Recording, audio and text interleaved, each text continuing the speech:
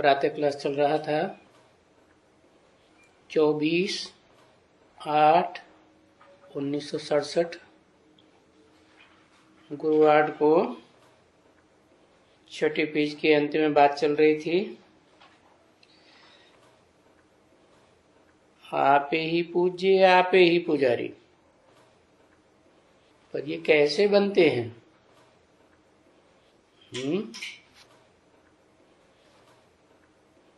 कौन बनाता है?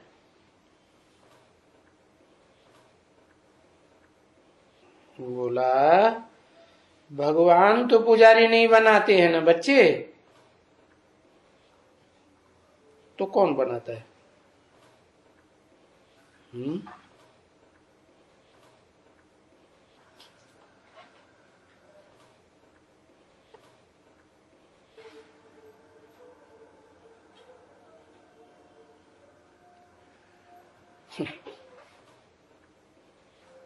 जो पूज्य सो पुजारी।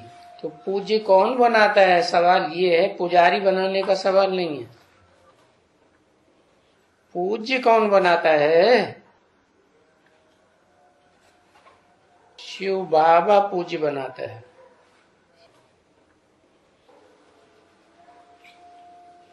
शिव बाबा जिसे कहा जाता है तो वो परम पूज्य है।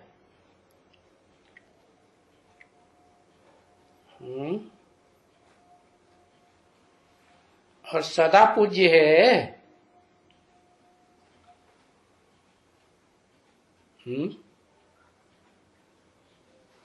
सदा पूज्य तो नहीं है, कभी पूज्य तो कभी पुजारी। तो सदा पूज्य कौन है? उसकी पूजा होती है?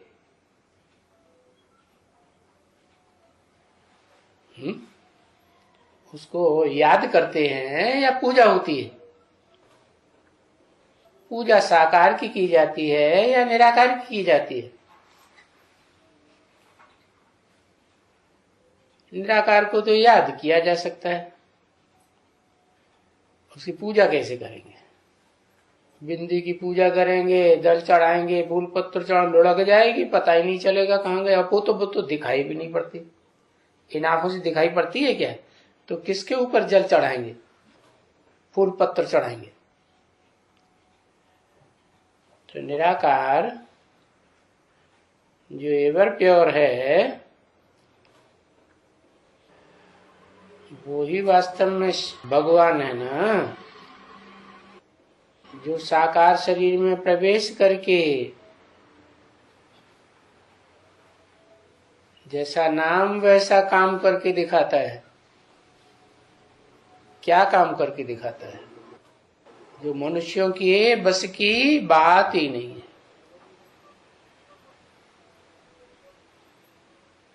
विष पीना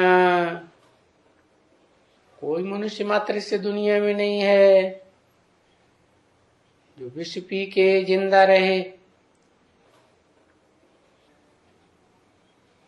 काला सांप काटता है ना, शरीर में विष छोड़ता है, तो कोई जिंदा रहता है क्या? नहीं। तो ये तो भगवान है। भगवान पुजारी बनाते हैं या पूज्य बनाते हैं?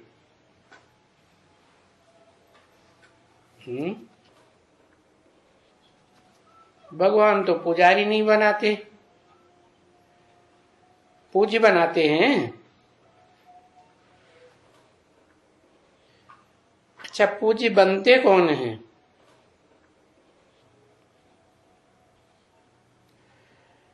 भगवान पुजारी बनते हैं?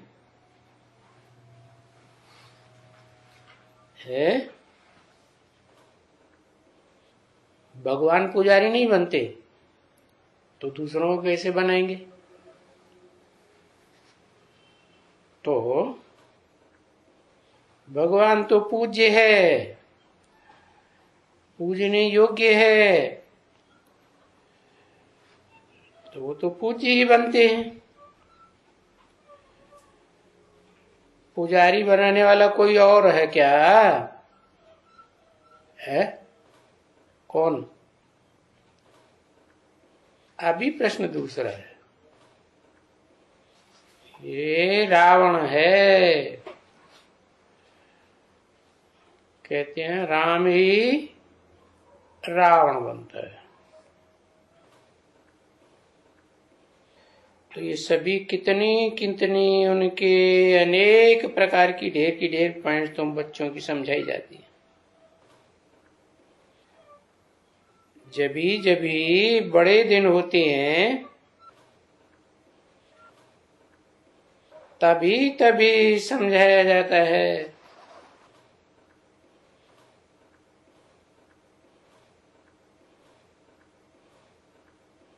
कृष्ण आ रहे हैं,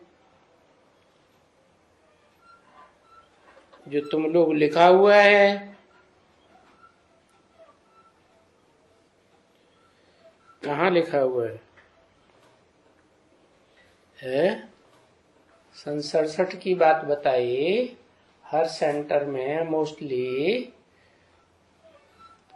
जो मुख्य मेन गेट होता था उसके ऊपर गेट पर ही लिखा हुआ होता था, मोटे मोटे अक्षरों में चित्र दिया श्री कृष्ण का। और दिखाते हैं कि एक हाथ में स्वर्ग का गोला और लात में दिखाई गई नरक का गोला, नरक की दुनिया। नरक की दुनिया को लात मार रहे हैं और स्वर्ग की दुनिया को हथेली पे दिखाया जाता है, बुद्धि रूपी हथेली में। तो तुमने वो चित्र लिखा हुआ है, वो तो उनको बताओ। देखो ये कृष्ण आएगा ना, तो सतयुग में तो जरूर फिर कृष्ण होगा। वर्ल्ड की हिस्ट्री ज्योग्राफी कैसे फिरेगी? पहले भी सतयुग के आदि में आया था, फिर आएगा, तो हिस्ट्री ज्योग्राफी फिरेगी ना। पहले पहले नई दुनिया होती है, फिर पुरानी होती है। पहले 16 कला संपूर्ण, फिर कलाहीन। तो ये 16 कला संपूर्ण में नई दुनिया में सतयुग में जाएगा जरूर, और फिर वो पुरानी दुनिया में जैसे कहाँ वो तमो प्रधान हो जाते हैं तो उनको काला दिखाते हैं। अब अकेले कृष्ण को काला दिखाते हैं या राम को भी काला दिखाते हैं? कहते हैं राम भगवान, कृष्ण भगवान काले बनते हैं तो पुजारी बन जाते हैं, तो उनको भगवान कहेंगे क्या? और फिर एक राम कृष्ण ही थोड़े ही हैं जिनको काला दिखाते हैं।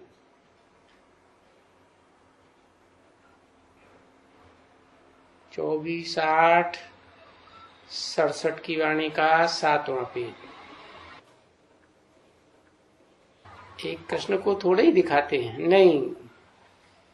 यथा राजा रानी तथा प्रजा।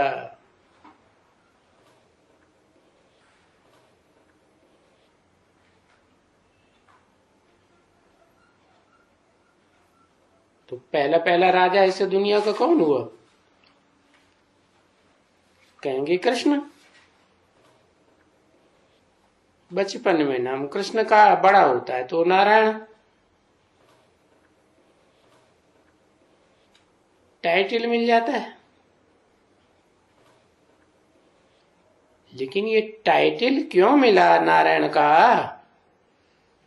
है?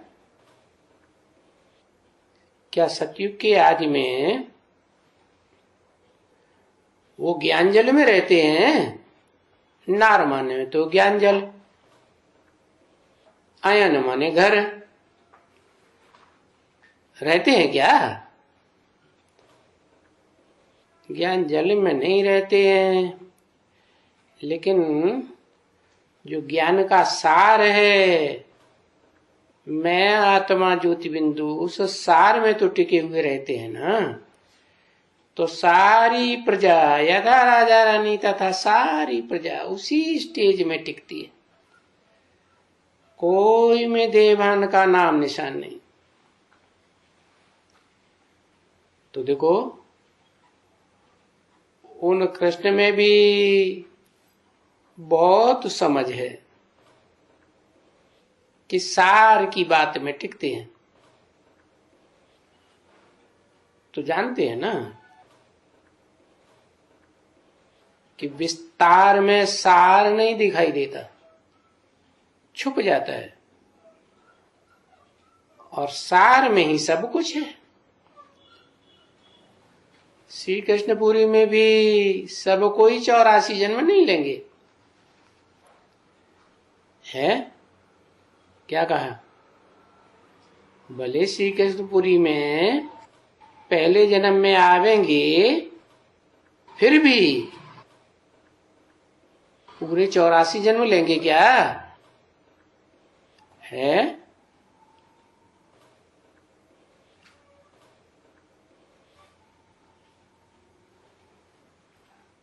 नहीं लेंगे। कृष्ण का ही 84 जन्म नहीं होता है पूरा, है 84 जन्म तो होता है, लेकिन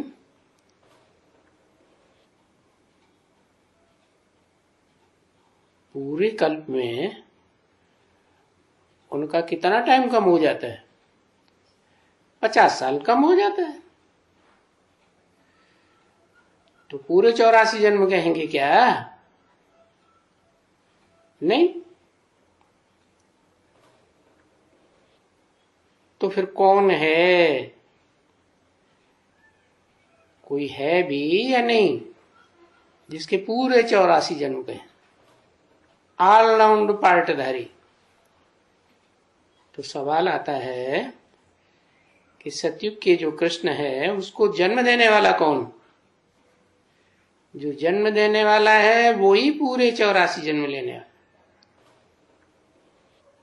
तो फिर उसी का नाम होना चाहिए श्री कृष्ण, परंतु वो तो संगम युग का है। संगम युग की बात तो दुनिया में किसी को याद नहीं। शास्त्रों में है सारी संगम युग की बातें, लेकिन ये किसी की बुद्धि में नहीं है कि ये संगम युग भी कोई युग होता है जिसमें पुरुषोत्तम युग भी होता है ना। ये भी तो हिसाब है ना कि 100 वर्ष, ये तो 1250 वर्ष है ना। सतयुग के, त्रेता के, द्वापर, कलयुग के एक एक युग के 1250 वर्ष है ना। तो ये 100 वर्ष का क्या हिसाब? इन 100 वर्षों में चारों युगों की शूटिंग होती है। हाँ, सतयुग में 100 वर्ष, 150 वर्ष की आयु होती है ना बच्चे, फिर जरूर वो आयु खलास हुई। अगला जन्म आया तो आयु कम होगी ना। क्यों कम होगी? है वो 100। हाँ, क्यों कला कम होती? आत्मिक स्थिति कम हो जाती।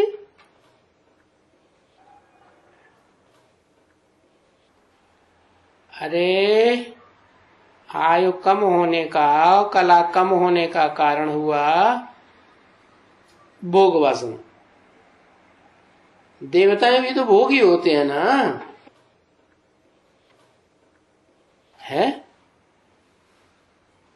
कर्मेंद्रियों से सुख नहीं भोगते, भ्रष्ट इंद्रियों से। ज्ञान इंद्रियों से तो सुख भोगते हैं ना, ज्ञान इंद्रियों में भी नंबरवार। तो सतयुग के पहले जन्म के बाद कुछ न कुछ आयु कम हो जाती है। कोई की 1 वर्ष एक आयु होगी तो कहेंगे कम हो गई। तो 84 जन्म की आयु, तो 83 जन्म की भी तो आयु वो आने वाले होंगे ना। फिर 82 जन्म भी आने वाले होंगे। तो जो 83 जन्म में आने वाले होंगे वो तो अगली पीढ़ी हो गई ना, और 82 जन्म में आने वाले होंगे वो और भी अगली पीढ़ी हो गई।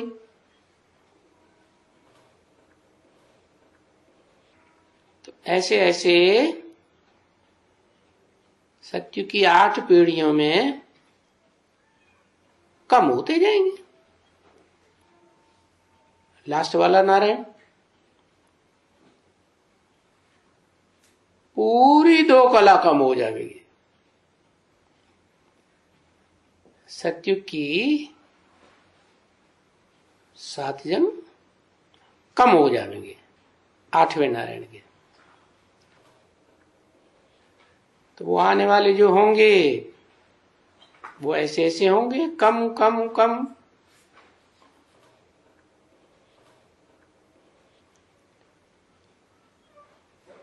तो उनमें आयु भी कम होगी, आत्मा की शक्ति पावर भी कम होगी।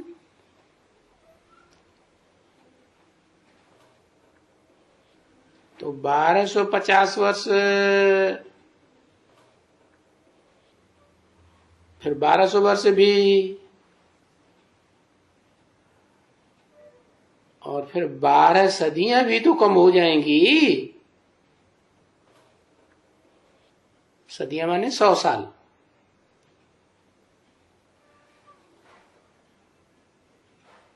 कि 1-2 के पीछे आएंगे। कोई 84, तो कोई 83, तो कोई 12 कम हो जाएंगे,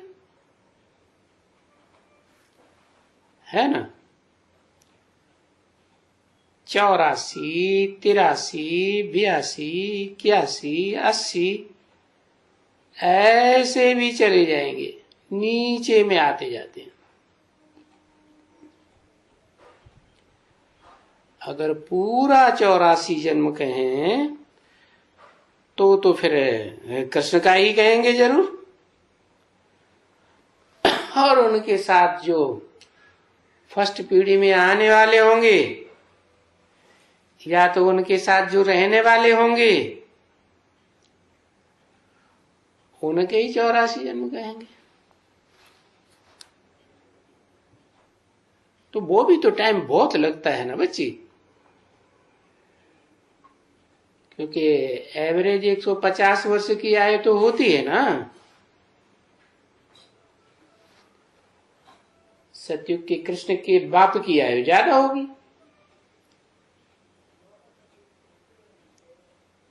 उस तरह की जो भी आत्माएं होंगी, राधा कृष्ण जैसे बच्चों को जन्म देने वाली, उनकी भी आयु, लेकिन वो भी तो नंबरवार होंगे ना। तो इस हिसाब से कहेंगे कि नहीं, सिर्फ कृष्ण एकदम पूरा 84 जन्म लेता है,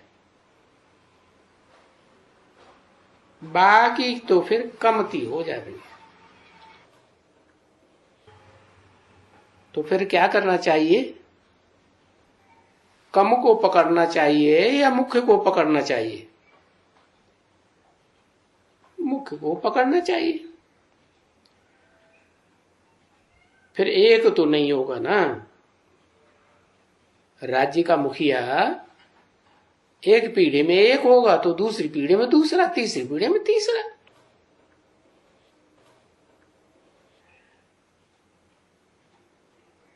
कभी एक मनुष्य हो जाते हैं? नहीं, उनके साथ फिर जरूर दूसरे भी होंगे। ये कभी क्यों कह दिया? एक मनुष्य हो जाते हैं, कभी हो जाते हैं राजा। सतयुग में पहली पीढ़ी में एक, फिर दूसरी पीढ़ी में एक, फिर तीसरी पीढ़ी में एक, तो पूरे युग में कई एक हो गए ना, 7 हो गए। अगली पीढ़ी में टोटल सतयुग की पीढ़ी हुई 8। तो बताया कभी एक मनुष्य हो जाते हैं राजा।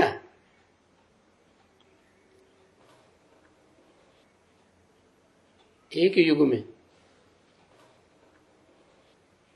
है? नहीं होते। हो जाते हैं? नहीं होते है? कुछ पता नहीं। हो जाते हैं है?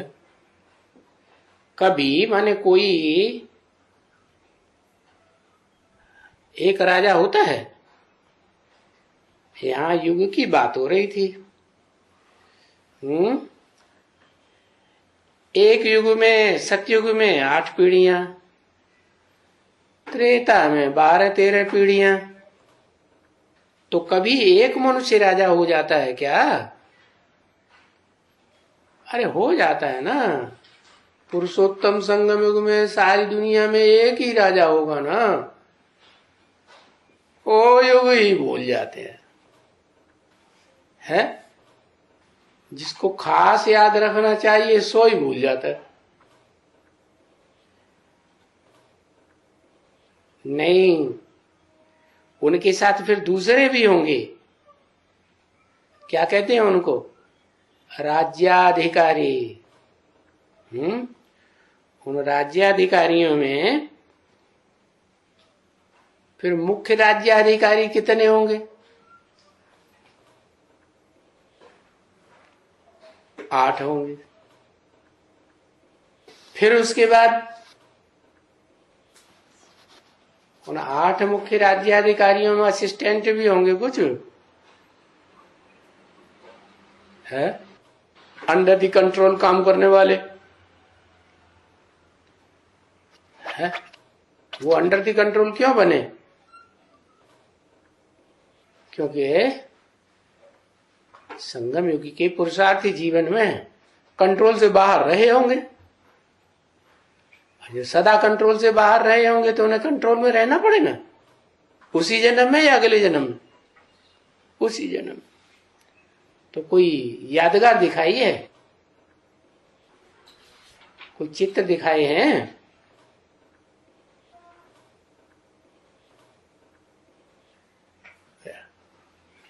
है?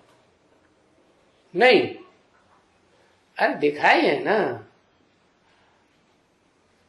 है? हाँ, राम की राजगद्दी बहुत प्रसिद्ध है ना। क्या? तो राम की राजगद्दी के चित्र तो बहुत हैं, घर घर में टंगे रहते हैं। राम राज्य का बहुत गायन है, तो चित्र भी बने हैं। तो उनमें दिखाते हैं ना, एक जो श्रीमत के अंडर दी कंट्रोल रहा तो वो गद्दी पे बैठा है, और बाकी कोई छाता लिए, छत्र छाया लिए छाया कर रहा है? कोई झाड़ू लगाने वाला, झाड़ू कहते हैं, क्या कहते हैं, पंखा कहते हैं, पंखा, चावल डुलाने वाला। अब हर समय तो राजगद्दी पर नहीं बैठा जाता। जब राजगद्दी नहीं होगी बैठने की, सभा नहीं लगी हुई होगी, तो झाड़ू भी लगाता होगा नहीं? हाँ, कोई पांव पखार रहा है, तो ये कौन है? जो अंडर द कंट्रोल नहीं रहे, भले सबसे पहले थे पढ़ाई पढ़ने में, लेकिन पीछे हो गए, तो फिर ऐसों को कंट्रोल में चलना पड़ता है। तो फिर कितने होंगे ये नहीं कह सकते हैं कि फिर कितने होंगे, क्योंकि असिस्टेंट जो नीचे काम करते हैं उनकी संख्या थोड़ी होती है कि बहुत ज्यादा होती है, बहुत होती है। तो ये भी सब तुम सुन रहे हो, मनुष्यों के जन्म, बुद्धि में तो 84 लाख जन्म भरे पड़े हैं। क्या ये कैसे भर गए हैं? ये 84 लाख जन्म कैसे भर गए? क्योंकि मनुष्य आत्मा ही कोई है जो 84 लाख योनियों जैसे काम करती है। क्योंकि सारी मनुष्य सृष्टि की बीज है ना, तो दुनिया की कोई ऐसी बात नहीं जो उसमें लागू, उसके स्वभाव संस्कार में लागू न होती हो, आगे या पीछे। तो फिर उनको बताना जरूर चाहिए, झट के बताना चाहिए कि कृष्ण आ रहे हैं।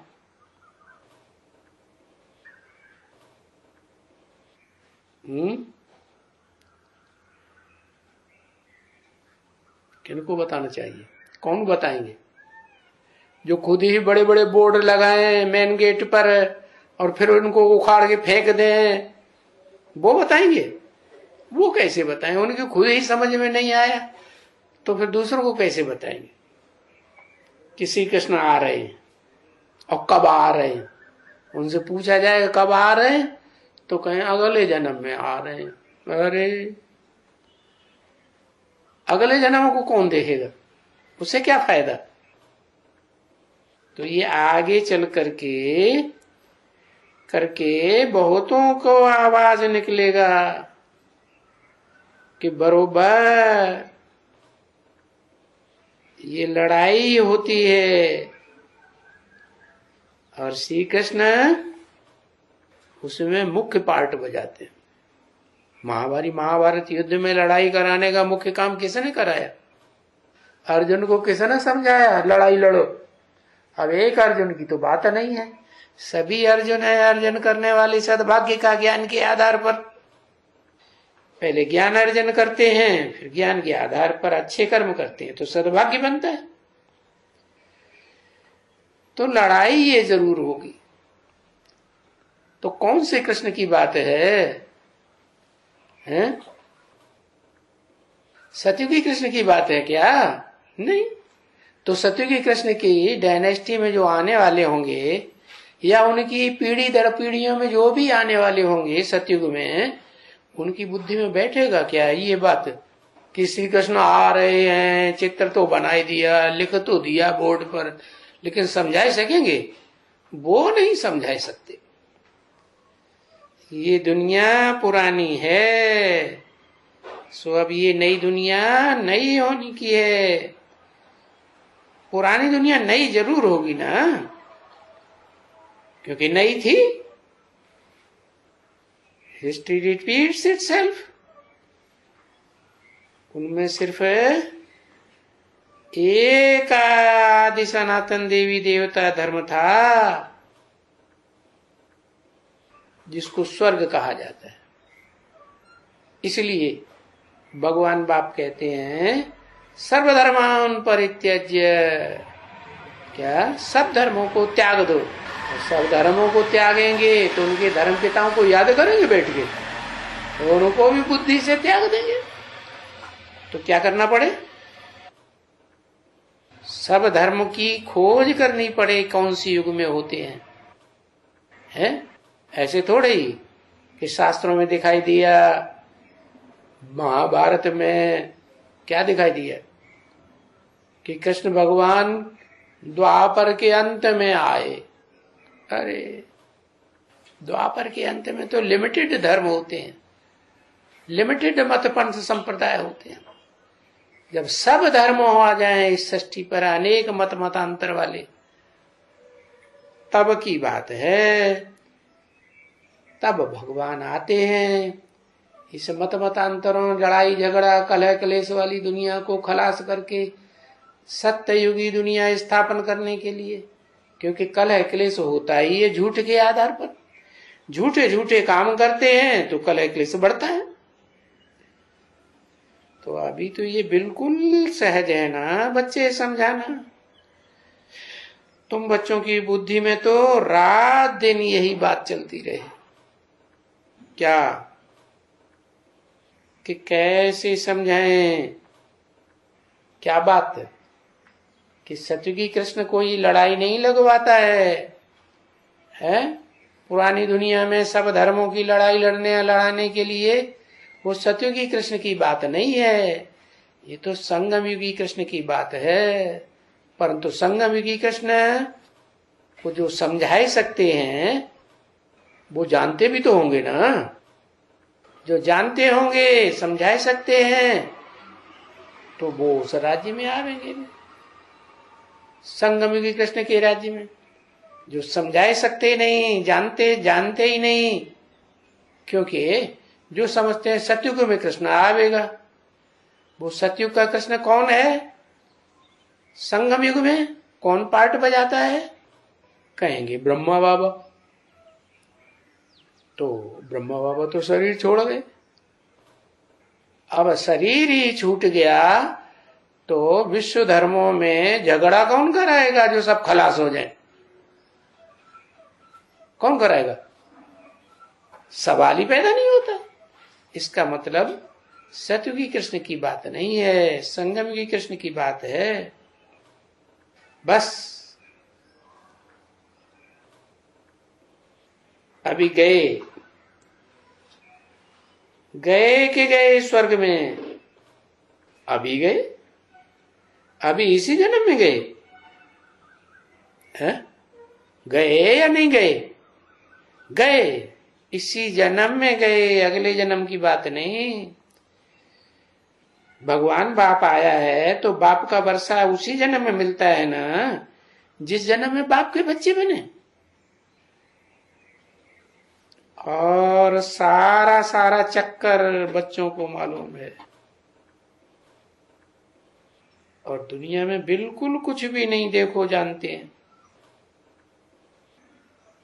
कोई भी नहीं जानते। तुम्हारी बुद्धि में तो इस दुनिया का चारों युगों का पूरा चक्कर है, और चारों युगों की शूटिंग होती है, रिहर्सल होती है, वो भी उसमें भी सारा चक्कर बुद्धि में बार बार आता है। और ये चक्कर जो ज्यादा लगाते हैं बुद्धि में मनन चिंतन मंथन करके, वो ही फिर चक्रवर्ती राजा बनते हैं। इसलिए बाप ने क्यों आकर के कहा भगवान वाच है, और तो कोई शास्त्रों में ऐसा नहीं लिखा है भगवान वाच। और शास्त्र क्राइस्ट के सुनाए हुए होंगे, बाइबल में जो बातें आई हैं वो मूल रूप में किसने सुनाई? क्राइस्ट ने सुनाई।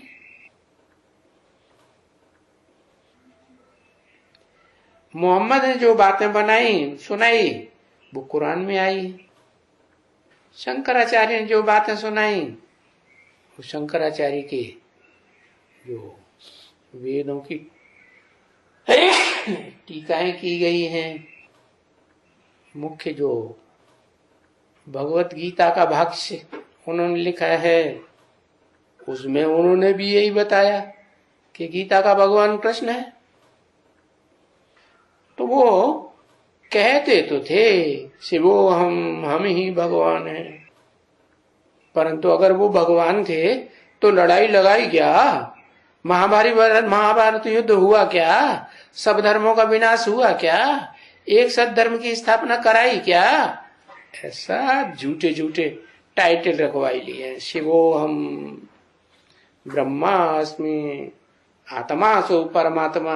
देखो ये सभी हैं अंधे की औलाद। अंधे कौन अंधे है? ये सभी माने कौन सभी? ये जितने भी इब्राहिम, बुद्ध, क्राइस्ट, गुरु नानक आदि हैं, कौन कौन? अरे लास्ट का नाम भूल गए? लास्ट भी तो मठ पंथ बताया है, धर्म तो नहीं है। मठ पंथ तो है, संप्रदाय तो है। कौन? जिन्होंने लिखा सत्यार्थ प्रकाश, अपना धर्म ग्रंथ का नाम दिया महर्षि दयानंद। हाँ, तो ये सभी धर्म पिताएं अंधे हैं। किसकी औलाद है? अंधे की औलाद। कौन है मूल अंधा? है अंधा तो है, कान तो बहुत बड़े बड़े, कान से बहुत सुनता है, कानों में बहुत सुनाता है, इतना किसी ने सुनाया नहीं। लेकिन आंखों से अंधा है। वाह वाह, उन्हें कुछ भी पता नहीं कि भगवान कौन है। ब्रह्मा बाबा को पता नहीं। अरे जिसके अंदर साक्षात त्रिकालदर्शी प्रवेश करके ज्ञान सुनाता है, उसको खुद ही पता नहीं कि ये कौन सुनाता है। समझता है कि बस निराकार ज्योति बिंदु आके सुनाती है सन 47 से। अरे निराकार ज्योति बिंदु आके से सुनाती है, तो फिर जो श्रीमद् भगवत गीता है भगवान की गाई हुई, उसको क्लैरिफाई तो करो, है क्लियर तो करो। तो कहेंगे हाँ गीता का भगवान कृष्ण है। अरे वो तो उन धर्म पिताओं ने भी ऐसे ही मान लिया, विद्वान पंडित आचार्यों ऋषि मुनियों ने सब मान लिया क्या, कि गीता का भगवान कृष्ण है। परंतु भगवान अंधा कैसे हो सकता है? भगवान तो ज्ञान सूर्य है, सूर्य में प्रकाश ही प्रकाश भरा हुआ होता है, या चंद्रमा की तरह कभी अंधा भी होता है? कह देते हैं कि सूर्य को भी ग्रहण लगता है, संपूर्ण ग्रहण, परंतु ऐसा होता थोड़े। वो तो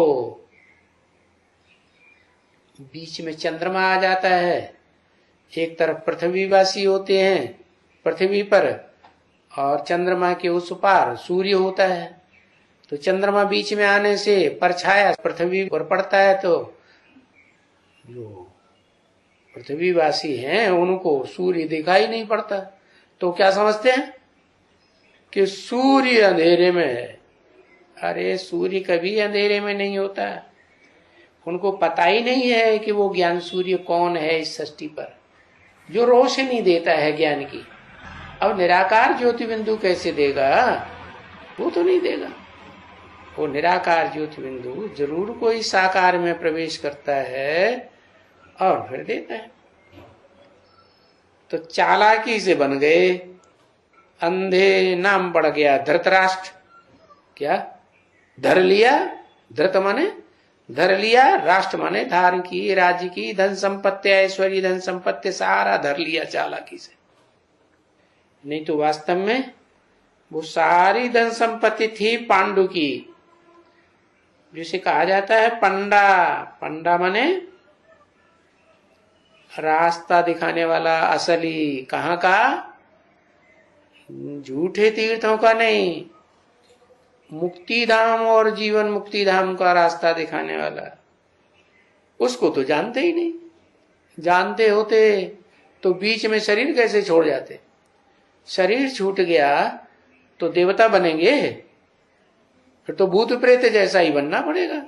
भले श्रेष्ठ भूत प्रेत कहा जाए, मुसलमानों में उसे जबराइल कहते हैं, हिंदुओं में उन्हें फरिश्ता कहते हैं, परंतु देवता तो नहीं हुए ना। क्या गीता में तो लिखा हुआ है क्या? जो भूत प्रेतों की पूजा करते हैं वो भूत प्रेतों से प्राप्ति करते हैं, सूक्ष्म शरीरधारियों से।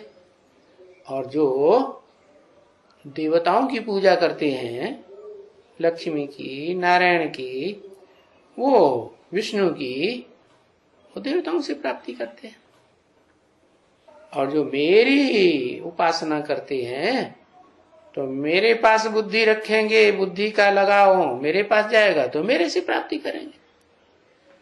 मेरे अलावा इस सृष्टि पर अखूट ज्ञान का भंडारी तो कोई है नहीं। और सबसे जास्ती पवित्र चीज है क्या? ज्ञान। वो भी मनुष्यों का ज्ञान नहीं, मनमत का ज्ञान नहीं, क्योंकि ज्ञान एक से आता है। तो एक ही सुप्रीम सोल शिव है, जो सदा शिव है, सदैव त्रिकालदर्शी स्टेज में रहता है। एक सेकंड भी इस सृष्टि पर जब पार्ट बजाता है तो अज्ञानता की स्टेज में नहीं आता।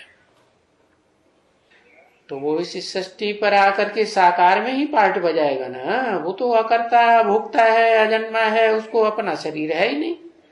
तो जिस तन में पार्ट बजाता है वो भी तो क्या हुआ? पूज्य है या पुजारी है? वो पूज्य बनता है पहला पहला। तो जो पहला पहला पूज्य है उसे कहते हैं देवताओं में सबसे बड़ा देवता। क्या नाम? महादेव टाइटल मिलता है। फिर कहते हैं देवताएं तीन हैं बड़े से बड़े, ब्रह्मा विष्णु शंकर। हाँ, उनमें भी कहा जाता है देव देव महादेव, ब्रह्मा देव, विष्णु देव, शंकर महादेव। बाकी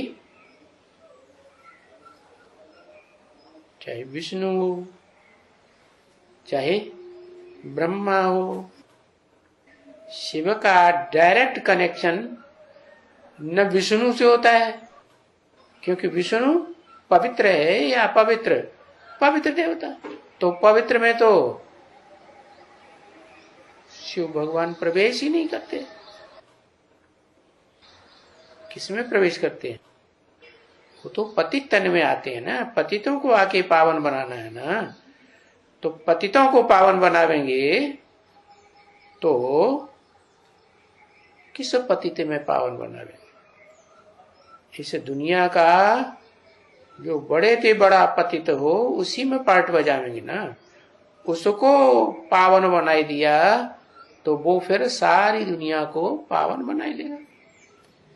उस एक को आप समान बनाया तो सारी दुनिया शिव बाप समान पवित्र बनेगी।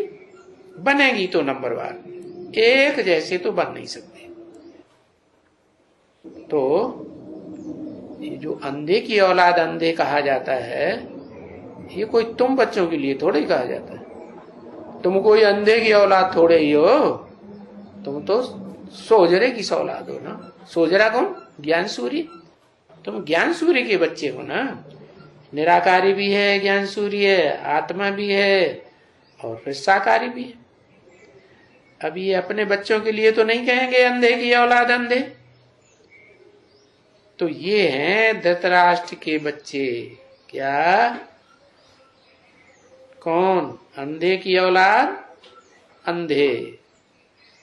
और ये हैं युधिष्ठिर के बच्चे। क्या? वो तो युद्ध करते करते ब्राह्मणों की दुनिया में बीच में ही मारे डर के शरीर, यज्ञ के आदि में ही पहले भाग गया था। पहले भगोड़ा बन गया, दूसरी बार में हार्ट फेल हो गया। बाप तो कहते हैं योगियों का कभी हार्ट फेल नहीं हो सकता। तो तुम बच्चे हो युधिष्ठिर के बच्चे। कैसे युधिष्ठिर के बच्चे? युद्ध में अंत तक स्थिर रहता है। क्या? ऐसे नहीं कि नरक की दुनिया में शरीर छोड़ जाए, क्योंकि नियम है नरक की दुनिया में शरीर छोड़ेंगे तो नरक में जन्म लेगा। इसलिए वो तो जीते जी, युधिष्ठिर के बच्चे जीते जी स्वर्ग में जाएंगे। अब बताओ युधिष्ठिर किसको कहा जाता है? नाम है युद्ध स्थिर। तो जरूर जो ज्ञान में आने के बाद, ईश्वरीय ज्ञान समझने के बाद, सुनने के बाद आदि से लेकर के अंत तक स्थिर रहे, उसको क्या कहेंगे? युधिष्ठिर की औलाद। जैसा बाप का खून होगा, बच्चों का भी वैसा ही खून होगा ना। भागने वालों का खून होगा क्या तो भगोड़े बनेंगे, और युद्ध में डटे रहने वाले का, सूर्यवंशियों का खून होगा तो सूर्यवंशी बनेंगे, डटे रहेंगे। जैसे दुनिया में विनाश होता है ना, तो ये जो विश्व जिसे कहा जाता है वो सारे ग्रह नष्ट हो जाते हैं। एक सूर्य तो रहता है, और कौन सा रहता है? और कौन सा ग्रह बरकरार बना रहता है? पृथ्वी बरकरार बनी रहती है माना महाकाली बरकरार रहेगी है? महाकाली एक में नहीं समाएगी,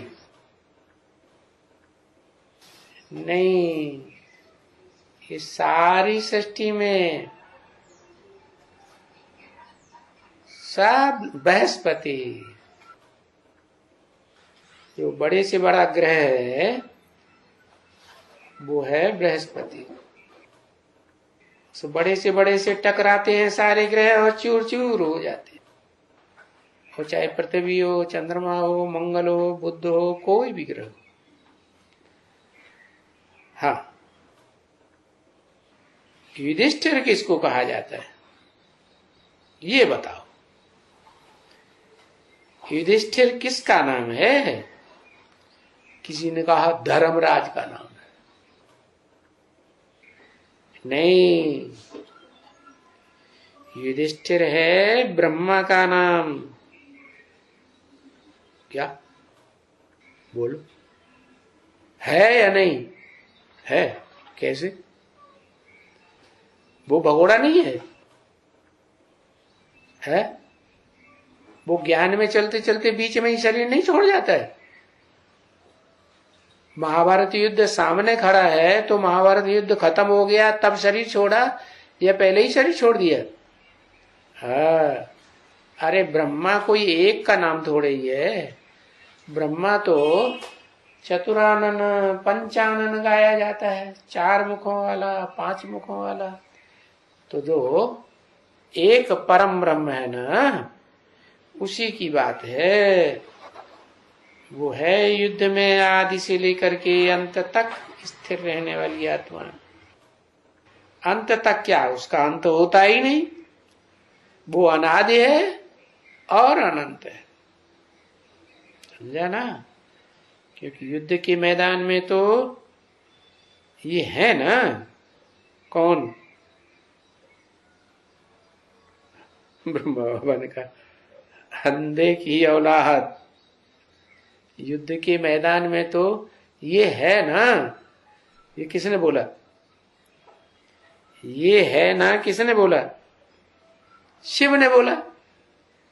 युद्ध के मैदान में तो ये है ना। ये माने कौन? जो बाजू में बैठा हुआ आत्मा ब्रह्मा की सोल है, उसकी तरफ इशारा किया, बताया ये है अंधे की औलाद। अरे अब अंधे शिव को तो नहीं कहेंगे है? अंधे तो मनुष्यों को कहा जाता है ना। तो मनुष्यों की औलाद, मनुष्यों के अंधे की औलाद अंधे। तो ब्रह्मा बाबा कौन से मनुष्य की औलाद है?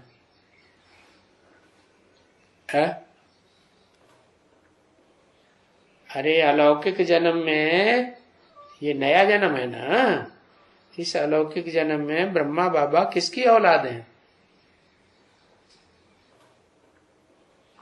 अरे जल्दी बताओ।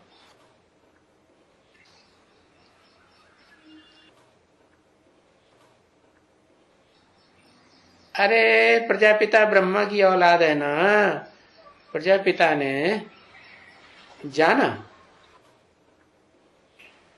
ज्ञान बुद्धि में आया, ज्ञानी बना पूर्व जन्म में, ओम मंडली में अंधा था या सोच रहा था है? अगर सोच रहा होता तो फिर काम पूरा करता, उनको भी तो शरीर छूट गया ना, इसका मतलब ज्ञान पूरा नहीं था, तो अंधा ही हुआ। चलो अंधा नहीं तो झंझार तो होगा ही। तो ये भी मनुष्य की औलाद है, अंधे की औलाद अंधे। तो फिर मनुष्य सज्जे के, तो फिर मनुष्य यहां आना चाहिए ना कोई, वो किसको कहेंगे? जो मनुष्य यहां आना चाहिए, सज्जे की औलाद, सोजरे की औलाद है, तो धृतराष्ट्र भी अंधे को कहेंगे है? तो युधिष्ठिर फिर ये ब्रह्मा। अब कौन से ब्रह्मा के मुख की ओर इशारा किया होगा? तो ब्रह्मा को युधिष्ठिर भी कहते हैं ना, युधिष्ठिर भी क्यों लगा दिया? क्या भीम अर्जुन नकुल सहदेव भी कहते हैं? हाँ वो भी कहते हैं। दुनिया की कोई ऐसी बात नहीं जो तेरे पर लागू ना होती हो, वो भी कहते हैं, क्योंकि औलाद है ना बच्ची, उनको जो है उसको औलाद नहीं कहेंगे है?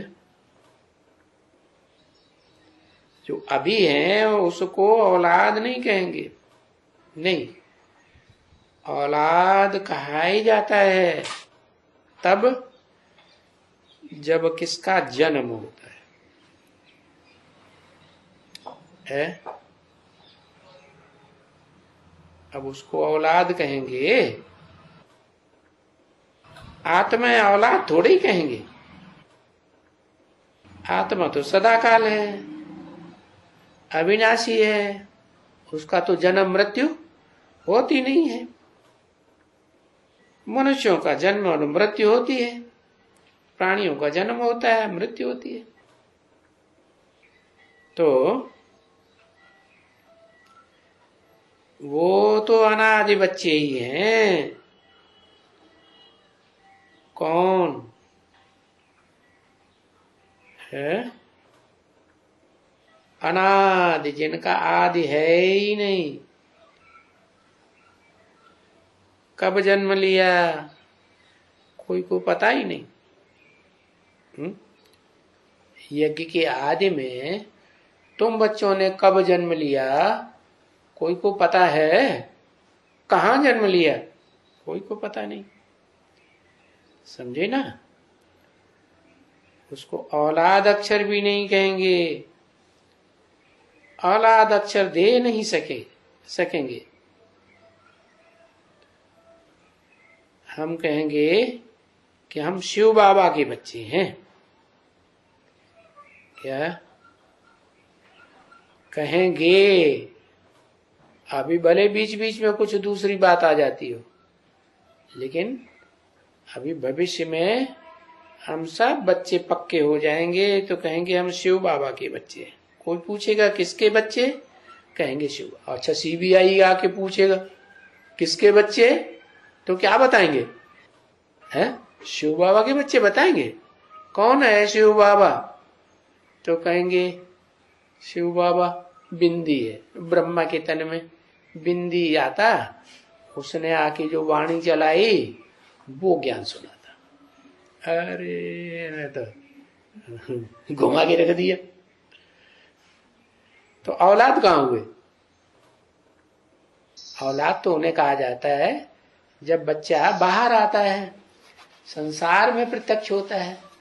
तो अभी तुम बच्चों को ऐसे नहीं कहेंगे, क्या क्या अक्षर नहीं दे सकेंगे औलाद का? औलाद तब बनेंगे इस अलौकिक संगम की दुनिया में जब संसार में तुम्हारा नाम बाला होगा, प्रत्यक्ष होंगे।